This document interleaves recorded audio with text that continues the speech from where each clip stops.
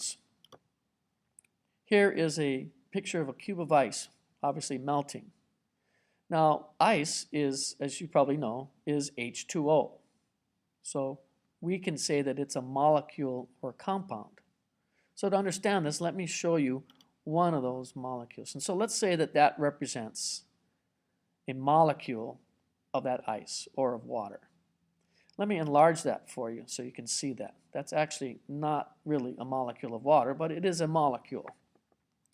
So a molecule can be defined as two or more atoms that have chemically combined. Not just combined, but chemically combined. And at this point, I don't expect you to know what chemically combined actually means. But hopefully from that picture, you can kind of see that the atoms have joined each other. So there's a molecule. What's the relationship between a molecule and a compound? Well, the best way to do that is to, again, direct your attention to that molecule there. If that's a molecule, then the compound is this.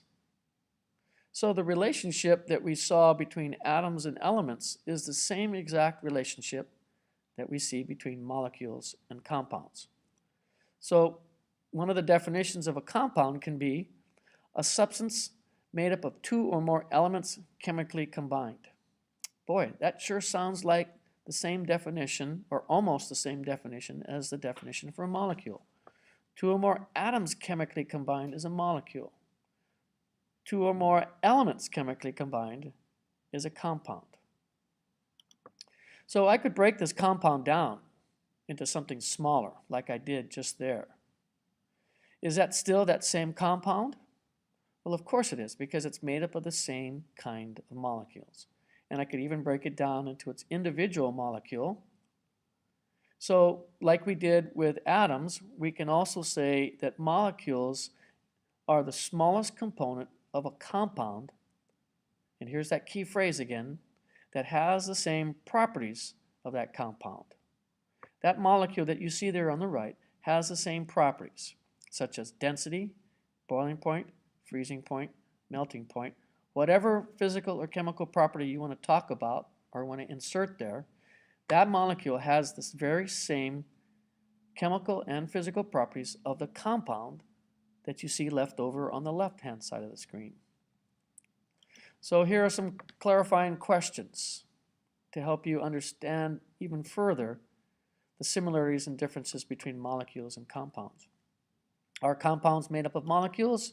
Well, there's that compound that we saw on the previous page. And if we removed one of those, the smallest component of it, yes, that's a molecule. So compounds definitely are made up of molecules. Are the terms molecules and compounds interchangeable? Yes, they are, just like atoms and elements are. Molecules and compounds can be used interchangeably. But remember, molecules is the smallest component of a compound that still has the same properties of that compound. Are compounds made up of atoms? Well, let's take a look at that. There's a